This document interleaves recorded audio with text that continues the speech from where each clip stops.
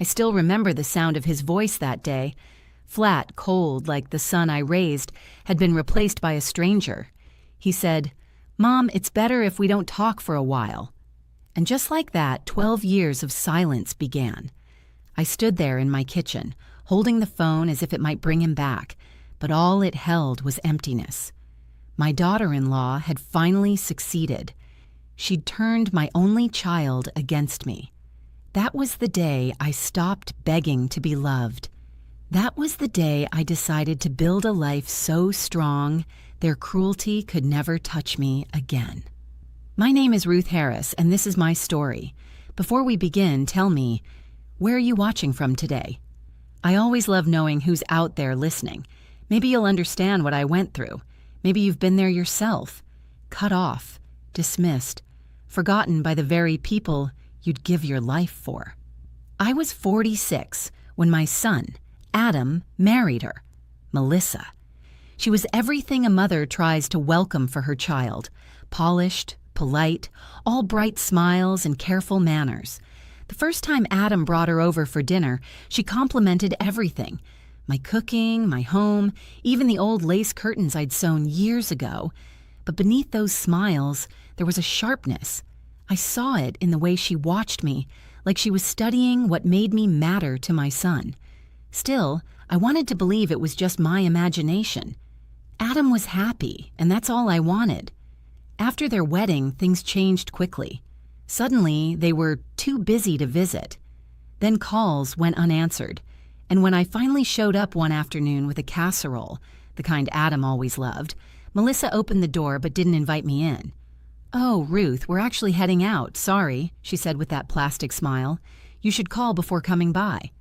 Adam stood behind her, eyes down, hands in his pockets. He didn't even look at me. I drove home in silence that day, the casserole still warm on the seat beside me. I left it on my porch and let the night eat it. Weeks turned into months. Months turned into years. At Christmas, I'd mail gifts. They always came back marked "Return to Sender." Birthdays passed without a word. Friends would ask about Adam, and I'd smile politely, pretending he was just busy with life. But behind closed doors, I'd sit by the window and whisper his name, wondering if he ever thought of me. Then one evening, I got a call from an old friend who still lived near them. She said she'd run into Melissa at a store, that Melissa had called me obsessive, that she'd told people I was toxic, controlling, unwilling to let go of my grown son.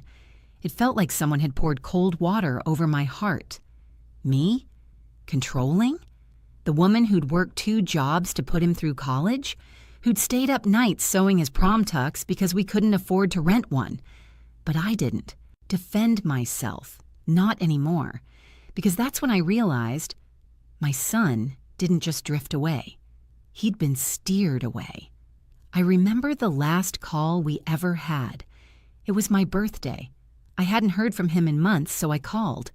When he answered, his voice was stiff, cautious. "Adam," I said softly, "it's me. I just wanted to hear your voice." He sighed. "Mom, I can't keep doing this. Melissa says it's not healthy. You make everything about guilt." "Guilt?" I repeated, my throat tightening. "I just love you.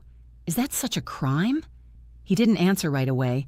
Then, in a tone that shattered me, he said, "Maybe it's better if we don't talk for a while." The line went silent. Just like that. A son was gone. I stared at the wall, my birthday cake untouched on the table. The candles flickered for a moment, then went out on their own. That night, I didn't cry. I just sat there motionless while the air grew still around me. Something inside me hardened. Not bitterness, but resolve. If they wanted to erase me, I'd give them a reason to remember my name. I walked into my tiny kitchen, took out my old recipe book, the one filled with stains and pencil notes, and started writing down new ideas, not for comfort, for survival. I'd been running a small catering service on and off for years, mostly for neighbors and church events. But that night, I decided it wouldn't just be a side thing anymore. It would be my lifeline, my future, my proof that I could rise, even when left to rot. As dawn broke, I looked at the first rays of sunlight brushing my window. "Ruth," I whispered to myself, "they took your heart, but not your hands." And so I began. Little did I know, the same determination that started with heartbreak would one day build the mansion they'd come crawling back to. People say time heals all wounds, but whoever said that never spent 12 birthdays without hearing their child's voice. Time doesn't heal. It hardens. It shapes. It teaches you how to build a new kind of strength out of what's left of your brokenness. And that's exactly what I did. In those early years after Adam cut me off, silence filled every corner of my home. The old house creaked like it was mourning with me.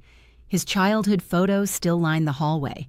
His graduation picture, his first day of school, the crooked smile he gave me when he lost his first tooth. Sometimes I'd dust those frames just to feel close to him again. Other times, I couldn't bear to look. So, I turned my focus to something that didn't break my heart. My work.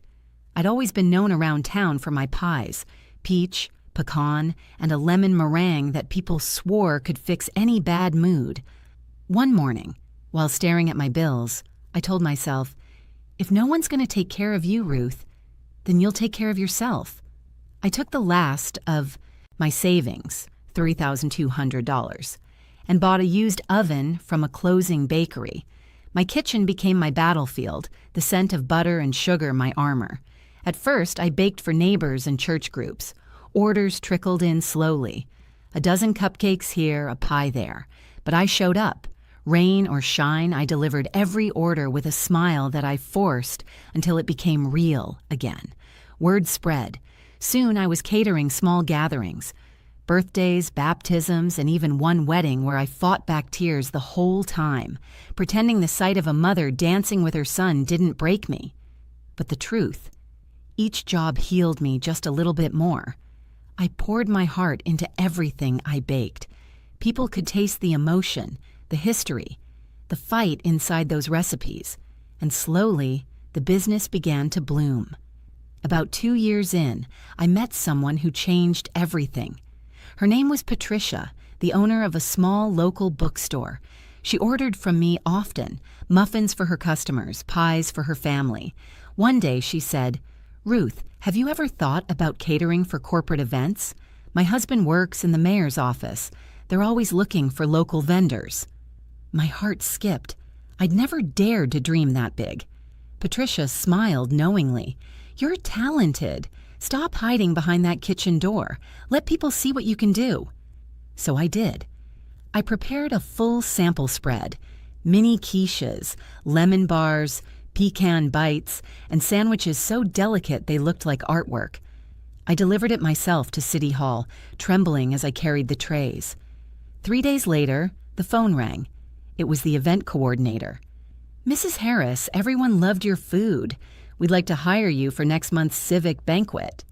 I sank into my chair and cried, not from sadness this time, but from validation. That one event led to another, and then another.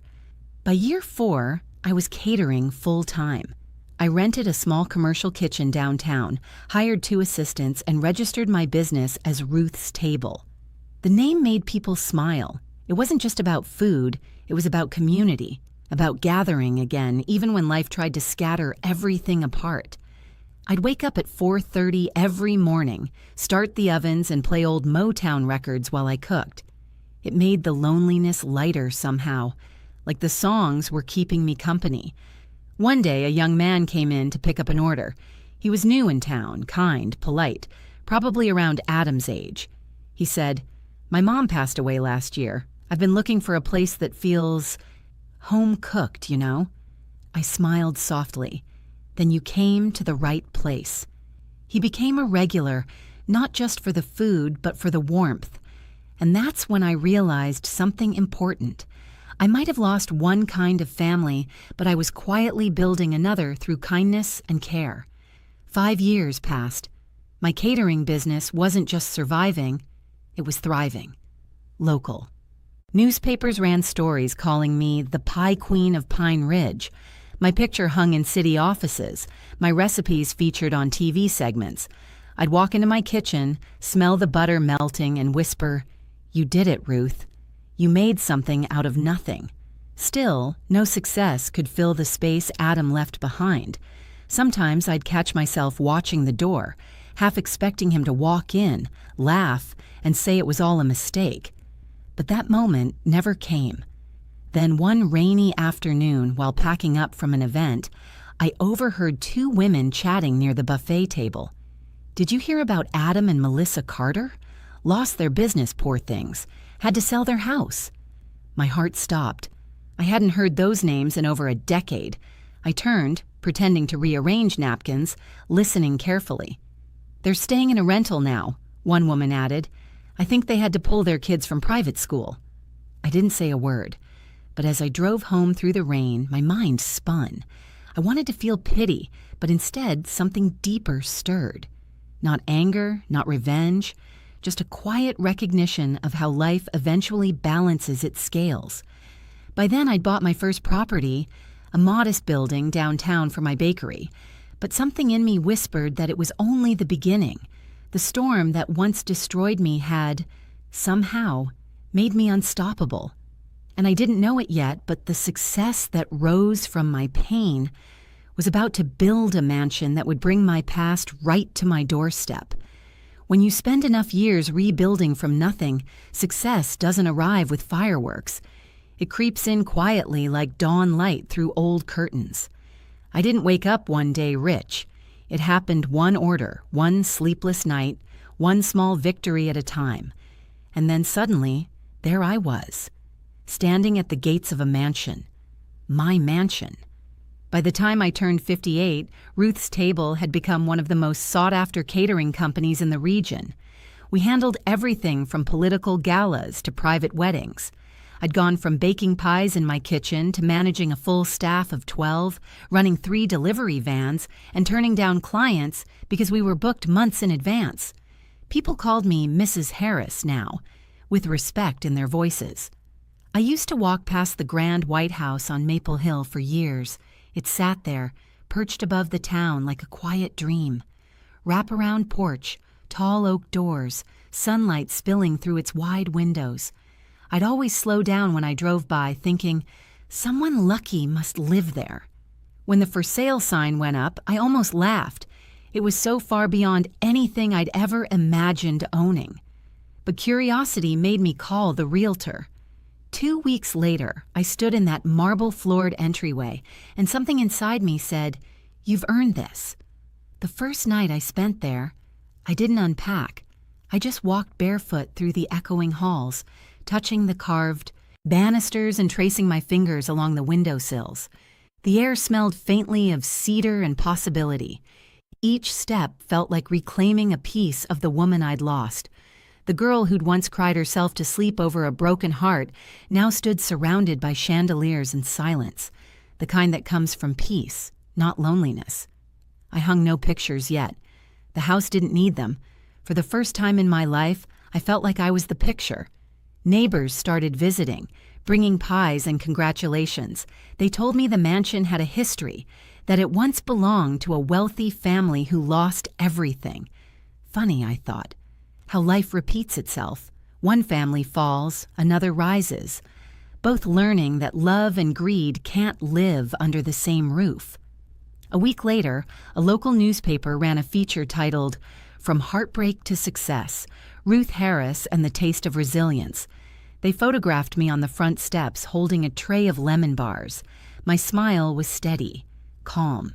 When the story went live, I received dozens of messages. Old friends, former clients, even strangers who said my story inspired them. But one message stood out. It wasn't an email or a letter. It was a sound, a knock at my door. It was early evening, the sky tinted gold. I wiped my hands on a towel and opened the door, and there he was, Adam. My breath caught. For a moment, time folded in on itself. My little boy, who used to cling to my skirt, stood before me, now a man with lines around his eyes and a heaviness in his posture. Beside him stood Melissa, still polished, still wearing that same thin smile that had haunted my dreams. And just behind them, 2 young faces peeked out. A boy around 10, a girl maybe 8, my grandchildren, the ones I'd never met. "Mom," Adam said softly, "can we come in?" I froze. My mind raced through 1,000 memories. Every unanswered call, every returned package, every lonely Christmas. But then, against all logic, I opened the door. They stepped inside slowly, eyes darting around at the high ceilings and the sweeping staircase. Melissa's expression flickered from polite admiration to envy, so fast I almost missed it. "This is stunning," she said, her voice syrupy. "You've really done well for yourself." "I have," I said quietly. "It's been a long road." She laughed a little too brightly. "Well, I always said you had potential." No, she hadn't. But I didn't correct her. Adam looked at me with a hesitant smile. "It's been a long time, Mom. The kids wanted to meet their grandmother." My eyes softened. I knelt slightly, smiling at the children. "Hello, sweethearts. I'm very happy to finally see you." They smiled shyly, and for a second I felt my heart crack open just enough to let love in again. We sat in the living room, the one with cream-colored furniture and sunlight spilling through the tall windows. The air was filled with small talk, too careful, too clean. Melissa complimented the decor. Adam talked about his work, transitions, and the children played quietly on the rug. But beneath every word floated something unspoken. When Adam mentioned they'd been looking for a new place, I noticed the flicker of calculation in Melissa's eyes as she scanned the room. Her tone changed, softer, rehearsed. "This house must feel empty sometimes, Ruth," she said. "You must get lonely here all by yourself." I smiled, sipping my tea. "Not really, it's peaceful." She leaned back, tilting her head. "Still, it's a lot of space for one person. I was telling Adam it'd make perfect sense if we moved in for a bit. Help you around, keep you company." The cup nearly slipped from my hand. My eyes darted to Adam, who looked down, ashamed. I told her it was too much to ask, he mumbled. Melissa waved him off. "Don't be silly, it's family, and it's not like we have anywhere else to go right now." The room went quiet except for the faint ticking of the old grandfather clock. I felt my heartbeat steady, slow and deliberate. In that moment, I realized something. They hadn't come for reconciliation. They'd come for rescue. I smiled politely and said, "Why don't we talk about that tomorrow? I'm sure you're tired from the drive." Melissa grinned, confident she'd won. "Of course. We'll stay the night then." As I led them to the guest rooms, I could almost hear the echo of my younger self. The one who once stood outside their door, turned away. Only this time, I wasn't the one being shut out. That night, lying in my king-sized bed, I stared at the ceiling. After 12 years of silence, they were under my roof again. Not because of love, but because of need. And yet something inside me wasn't angry. It was clear, sharp, and calm. "They came to take," I whispered into the dark, "but I'll decide what they leave with." The next morning, I woke to the faint sound of laughter downstairs, unfamiliar, almost ghostly after so many years of silence. For a second, I thought it was a dream, that maybe time had folded back on itself and my son was a boy again, laughing in my kitchen. But when I walked down the stairs, I found Melissa at my stove, wearing one of my aprons. "Morning, Ruth," she said brightly, flipping pancakes like she owned the place. "I thought I'd help out. You probably don't cook this early anymore." The comment landed like a small knife disguised as kindness. Adam sat at the table, sipping coffee, pretending not to notice the tension. The children ate quietly, their eyes darting between us, sensing the undercurrent. I smiled softly. "I still cook every day, actually. Old habits die hard." She gave a sugary laugh. "Oh, that's nice. I just figured since you're retired now, you'd have help." "Retired?" I repeated, tilting my head. "Melissa, my business runs 6 days a week. I just bought the bakery next door to expand production." Her laughter faltered for a split second before she masked it with another smile. "Oh, I didn't realize." No, she hadn't realized anything. Not who I'd become, not what I'd built, and certainly not what kind of woman she was dealing with now. Over breakfast, Adam finally said it. "Mom, I know this is sudden, but we've hit a rough patch." I stayed silent, letting him continue. He sighed. "We lost the business last year. The restaurant went under after some bad investments. We had to sell the house, the cars, everything." I nodded, my face neutral. "I'm sorry to hear that." He hesitated. "Melissa thought maybe we could stay here for a bit, just until we get back on our feet." Melissa jumped in, her tone dripping with false humility. "Of course, we'd pay you back. It's just temporary." I set my teacup down slowly, feeling the weight of 12 years press into that moment. The last time I'd asked to visit them, I'd been told I was too much trouble. Now they stood in my kitchen asking for shelter. Karma didn't need my help. It had perfect timing. I took a slow breath and smiled. "You're welcome to stay for a little while." Melissa's grin widened like a cat who'd just found cream. "Thank you, Ruth. We'll make it up to you, I promise." Adam looked relieved, and the kids seemed genuinely happy. That alone softened me. Whatever my feelings toward their parents, those children didn't deserve the bitterness that came before them. Still, deep inside, I whispered a warning to myself. Don't mistake politeness for forgiveness. The first week was quiet. Melissa busied herself rearranging my living room to make it feel more modern. She moved my grandmother's rocking chair into the hallway, boxed up old photo frames, and replaced my lace curtains with plain beige ones from a discount store. "Your style is nostalgic," she'd said, smiling. "But let's freshen things up a bit. You'll thank me later." I didn't argue. I just watched her, silently cataloging every move. Because this wasn't about decor. It was about dominance. Adam spent most of his time in the study, sending out job applications. I'd find him late at night, sitting with his head in his hands. He'd look up and say, "You've done well for yourself, Mom. I'm proud of you." I wanted to believe him. I really did. But the shadow of Melissa's influence still hung heavy. One evening, I overheard voices drifting from the kitchen. Sharp, hushed, but unmistakable. "Do you realize how much this place is worth?" Melissa's voice hissed. Adam sighed. "It's Mom's house, not ours." "Not yet," she whispered. "She's old, Adam. She doesn't need all this space. We could help her downsize, convince her to sign. Something—" "Melissa, stop. No, you stop," she snapped. "Do you want your kids living in a rental forever? This could be our chance to get back everything we lost." My blood ran cold.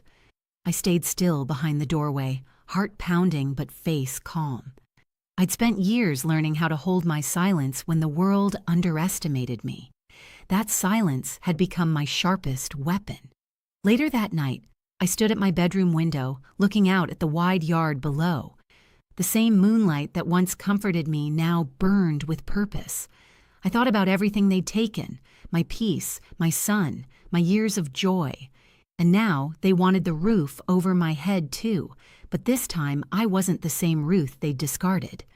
I whispered to my reflection in the glass, "You can't betray someone who's already set herself free." The next morning, I made a decision. If they wanted to live under my roof, then they'd live by my rules. And more importantly, they'd see every single day that the woman they once pitied had become untouchable. So I smiled over breakfast and said, "I'm hosting a dinner this Saturday. Some old friends from town, business associates, a few investors. I want you all there." Melissa's eyes lit up. "Oh, perfect. We'll help plan it." "Good," I said softly. "It's time everyone saw what family looks like again." But deep down, I knew. It wouldn't be a dinner for reunion. It would be a stage for revelation. That night, before bed, I opened an old box from my desk drawer. Letters I'd written to Adam over the years, never mailed. One by one, I read them aloud, then set them in the fireplace. The pages curled into ash, and I whispered, "This time, I won't burn for their mistakes." By the end of that first week, my once quiet home had become a stage. Laughter that didn't reach the eyes, clinking dishes that masked resentment, and polite smiles stretched thin as glass. They were under my roof again, but this time I wasn't the same woman who once stood crying on the porch, begging for a place in their lives. No, now they were the guests, and I was the woman who owned the house. At first, things seemed almost normal. The illusion of a family rediscovering each other. Melissa baked cookies with the kids, played music in the mornings, and called me Mom, as though 12 years hadn't passed without a single call or letter. She made sure to say it loud enough for anyone nearby to hear, as if to prove her goodness. But when the neighbors weren't watching, her tone changed. The same woman who had smiled sweetly at me in public would tilt her head and say things like, "You really should let me handle these things, Ruth. You get overwhelmed easily." Or, "I told Adam we should update your wardrobe. Something younger might make you feel relevant." I'd simply nod, smile politely, and carry on, because I'd learned something over the years. When you stay silent, people mistake it for weakness. But silence is just power, biding its time. Melissa's attempts at control grew bolder. She began redecorating entire rooms without asking, ordering furniture online and charging it to my account. When I questioned her, she'd laugh and say, "Oh, I thought you wouldn't mind. You said yourself the place could use a little life."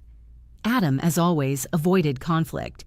He'd stand by, uneasy, torn between us. Once I caught him alone in the garden, staring at the roses I'd planted years ago. "They're still beautiful," he murmured. I smiled. Roses don't forget how to bloom, even after being neglected. He looked up then, and I saw guilt in his eyes, deep, worn, and real. But guilt isn't the same as change. Despite the tension, the children were a light in that house. They followed me into the kitchen, asking questions, giggling as I let them knead dough or dust sugar over cookies. They'd say, "Grandma Ruth, can you tell us one of your stories?" And I'd smile, realizing they had no idea their parents had stolen 12 years of those stories from me.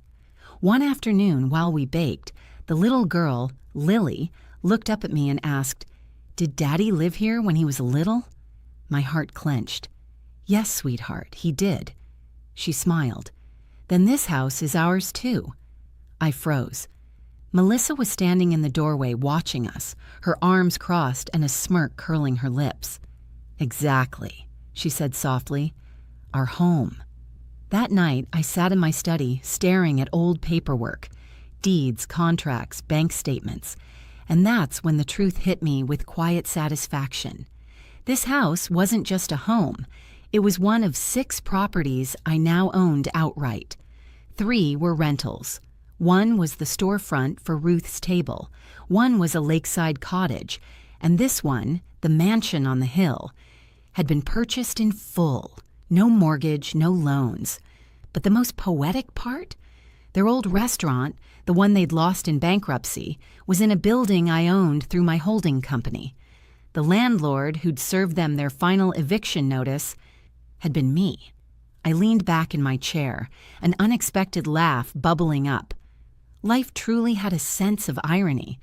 In the days that followed, I decided to give Melissa exactly what she wanted: rope.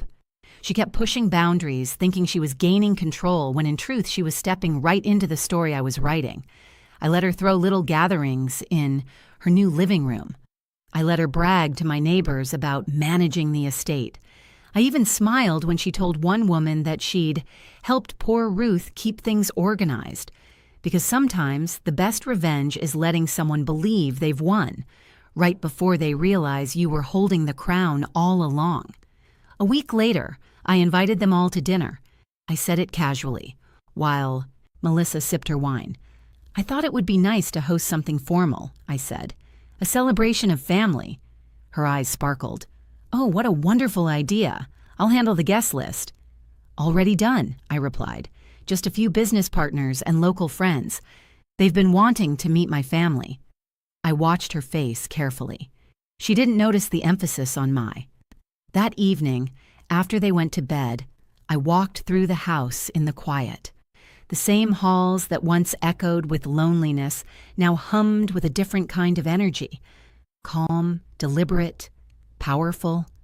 On the dining table sat the engraved invitations I'd sent earlier that day, each one sealed with gold foil, elegant and simple, and one line printed beneath my name read, "A dinner in gratitude for the blessings that come after betrayal." I smiled as I read it aloud. Melissa wanted to play house? Then she'd get to see what happens when the real homeowner decides to host the game. Before going to bed, I stood by the window and whispered to the night, "They think they're settling in, but by this time next week, they'll be packing." And somewhere deep in my chest, for the first time in years, I felt not pain, but power. The kind that only comes from surviving every fire they meant to burn you with. The house shimmered that evening, candles flickering across crystal, laughter rising like false music. I stood at the head of the long dining table watching them all, business partners, friends, and the family that once erased me. Melissa glided between guests like a queen, her voice sugary sweet. "We're just so proud of Mom," she said, her hand brushing my shoulder as if she owned it. "Now that Adam and I are here, we'll help her manage everything." The table went still for a moment. I smiled softly and lifted my glass. "That's kind of you, Melissa, though, as you may not know, I've managed quite well." Patricia, an old friend, leaned forward. "You've expanded into real estate, haven't you, Ruth?" "Yes," I replied. "In fact, my company owns several properties in town." I turned to Melissa, who was already smirking. "One of them might sound familiar. Your old restaurant." Her face blanched. What?" I kept my tone calm, almost tender. "When it went under, I bought the building. I was your landlord, Melissa, the one who evicted you." The silence that followed was thick and alive. Adam froze, fork mid-air. Melissa's painted smile cracked. "I didn't do it for revenge," I continued. "I did it because every ending deserves new ownership." The guests exchanged glances. Admiration, surprise, maybe respect. I raised my glass once more. To new beginnings, and to finally telling the truth at this table. Melissa stared down, trembling. Adam's eyes filled with regret. And I felt lighter than I had in years. For the first time, I didn't need their apology. I had my piece, served warm, right alongside dessert. When the last car disappeared down the hill, silence wrapped around the house like a blanket. No more tense smiles, no more pretending. Just peace, pure, earned peace. The next morning, the air felt different, lighter. Melissa's perfume no longer lingered in the hallways. Her laughter, sharp and hollow, had vanished. Only the faint hum of the refrigerator and the sound of birds outside remained. Adam stayed behind a few minutes longer. His eyes were red, his shoulders slumped with the weight of 12 lost years. "Mom," he said softly, "I don't deserve your forgiveness." I placed a hand over his. "You don't have to deserve it. You just have to mean it." He nodded, tears slipping down. "I believed her lies. I thought you didn't want me." "I always wanted you," I whispered. "I just stopped chasing what didn't want me back." When he left, I stood at the doorway watching his car fade into the distance. There were no tears this time, just calm acceptance. That afternoon, I brewed tea and carried it to the garden. The roses swayed gently in the breeze, the same ones I'd planted the year he left. They'd survived drought, frost, and neglect, just like me. I sat on the wooden bench, sunlight warming my face. For the first time in years, I smiled without heaviness. Sometimes, peace doesn't arrive with applause. It comes quietly, like forgiveness whispered to yourself. I looked at my mansion, my proof that pain can bloom into purpose, and whispered, "You made it, Ruth. You finally made it."